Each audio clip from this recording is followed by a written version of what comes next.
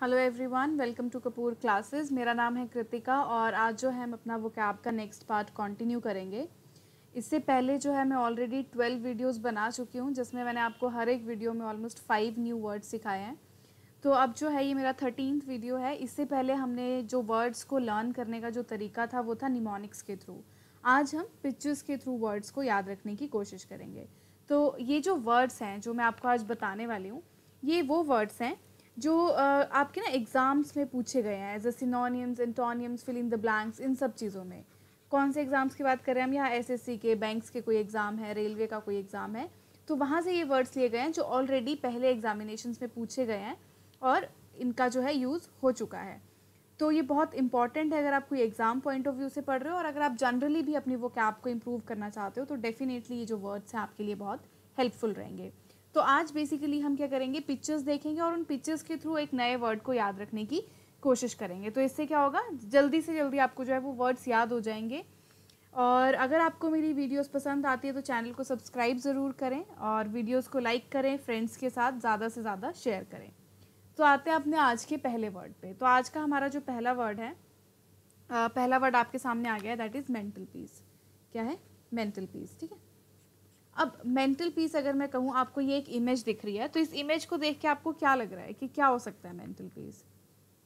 तो अगर मैं आपको ये जो आपने मूवीज़ में देखा होगा कि इस तरह की एक ये आग की भट्टी सी होती है जिसके आगे लोग बैठे होते हैं सर्दियों में।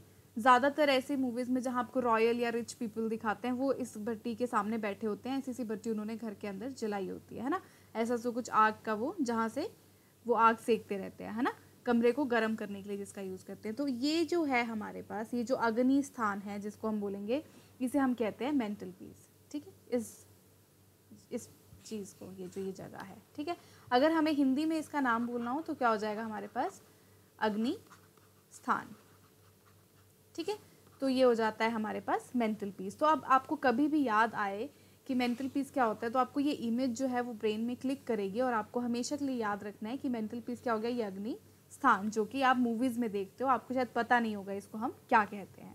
ठीक है, और जो मेंटल है हमारे पास ये वर्ड, अब ये देखो, ये मेंटल पागल वाला मेंटल नहीं है, इसकी स्पेलिंग जो है डिफरेंट है, इट इज़ MENTEL, और ये जो है एज अ नाउन यूज़ होता है। ठीक है, अग्निस्थान को कहते हैं। नेक्स्ट वर्ड पे आते हैं। नेक्स्ट वर्ड है हमारे पास स्वॉथ। स्वॉथ क्या होता है? स्वॉथ जो है, ये पहले तो ये वर्ब होता है हमारे पास। इसके अलावा अगर आप इस इमेज को देखो तो आपको क्या लग रहा है इस इमेज को देख के? इस इमेज में इस लड़की ने बाजू में ये पट्टी सी बांध रखी है ना। तो जो ये कभी जो ये फ्रैक्चर वाली जो पट्टी होती है इसको हम स्वॉथ कहते हैं। तो ये जो पट्टी है जो इस लेडी ने इस इमेज में बांधी है, इसको हम क्या कहते हैं? स्वॉथ कहते हैं। ठीक है, तो स्वॉथ से ऐसे कुछ आप याद रख सकते हो, जैसे हम पहले कीवर्ड्स के थ्रू याद रख रहे थे कि स्वॉथ को लपेट के जो है बॉडी सेफ हो जाएगी। तो जहाँ फ्रैक्चर है अगर वहाँ पे आप स्वॉथ लपेट लोगे तो आपका वो बॉडी पार्ट जो है वो ठीक हो जाएगा। इस तरीके से हम इसको याद रख सकते हैं। तो स्वॉथ क्या होती है? जो ये फ्रैक्चर वाली पट्टी, आप इसको याद रख सकते हो इस तरीके से, इस इमेज के थ्रू।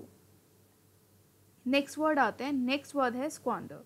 स्क्वांडर जो है, सबसे पहले ये कैसे यूज होता है हमारे पास? ये यूज होता है एज अ वर्ब।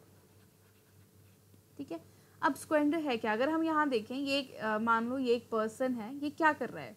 ये पैसे को कहाँ फेंक रहा है? डस्टबिन में डाल रहा है ना। तो स्क्वेंडर का मतलब हमारे पास क्या होता है? Waste of time and money in a very reckless और अ फुलिश मैनर। मतलब कि बेवकूफ़ों की तरह अपने टाइम को वेस्ट करना या पैसे को वेस्ट करना।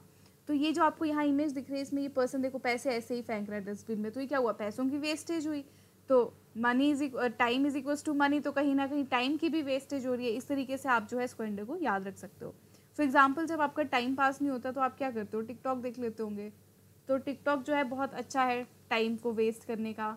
आप एक बार देखना शुरू करोगे, आपको पता ही नहीं चलेगा कब आपका 1 घंटा 2 घंटे का टाइम जो है वो निकल गया है। तो इस तरीके से जो है, अगर आप अपना टाइम वेस्ट करते हो इन अ वेरी रेकलेस और अ फुलिश मैनर, उसको हम क्या कहते हैं? स्क्वेंडर, और ये वर्ब की तरह यूज होता है। नेक्स्ट आ जाते हैं। नेक्स्ट वर्ड है पार्ले। पार्ले जो है ये नाउन है हमारे पास। अब पार्ले के लिए ये इमेज अगर मैं यहाँ पे देखूँ तो यहाँ क्या चल रहा है? अगर आप देखोगे, कोई मीटिंग, कोई कॉन्फ्रेंस चल रही है, यहाँ पे ये कह रहा है, ये सब इसको सुन रहे हैं, ऐसा ही कुछ हो रहा है। तो पार्ले क्या होता है? जब दो ऑपोजिंग पार्टीज जो हैं, जिनके बीच में एक्चुअली डिस्प्यूट चल रहा है, उनके बीच में जो कॉन्फ्रेंस होती है उसको हम पार्ले कहते हैं। तो पार्ले से आपने होपफुली सुना होगा, ये पार्ले जी बिस्किट की ऐड आती है बहुत ज़्यादा। तो आप ये याद रख सकते हो कि पार्ले जी खा के लोग जो है वो पार्ले कर रहे थे, मतलब कि कॉन्फ्रेंस में, आप ऐसा भी कह सकते हो कॉन्फ्रेंस में सबने पार्ले जी खाए, इस तरीके से आप इसको याद रख सकते हो। तो यहाँ कॉन्फ्रेंस हो रही है, तो conference between opposing sides in a dispute, तो किसी डिस्प्यूट को लेके जब ऑपोजिट पार्टीज के बीच में जो कॉन्फ्रेंस होती है उसको हम पार्ले कहते हैं। तो कॉन्फ्रेंस में सबने पार्ले जी खाए, इस तरीके से आप जो है पार्ले वर्ड को याद रख सकते हो। नेक्स्ट आ जाते हैं, आज का 5th वर्ड जो है दैट इज ऑफिंग।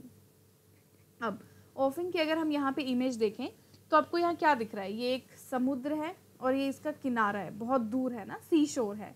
तो ऑफिंग जो है यहीं से है हमारे पास वर्ड।